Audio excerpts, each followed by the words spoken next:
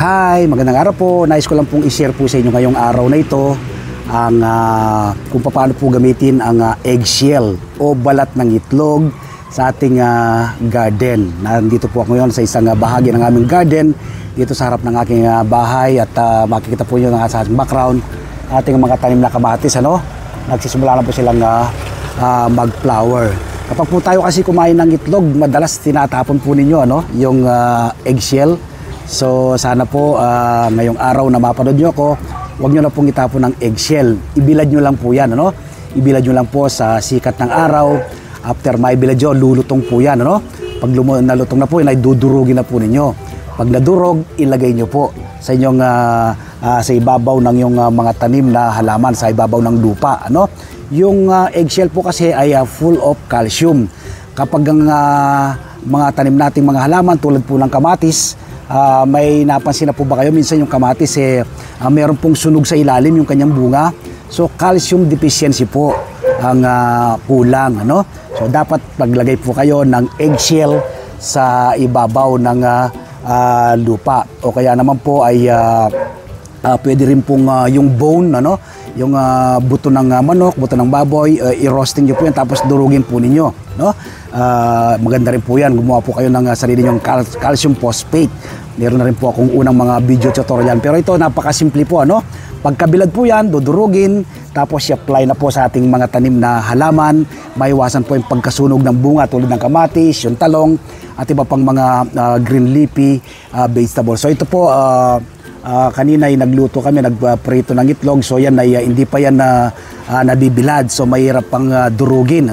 Meron na akong mga durog dito. Kita ko yung mga durog ko na.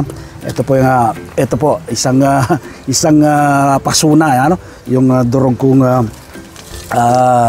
eggshell, Mag-apply, meron na po akong unang na-apply dyan. Maglalagay pa po ako ng dahil nagsisimula na po yung kanilang flowering, flower na po siya. Maglalagay po tayo sa ibabaw ng lupa. Bukod po sa calcium ay meron din po yung magsisilbi rin po siyang mulching sa ating mga tanim na halaman.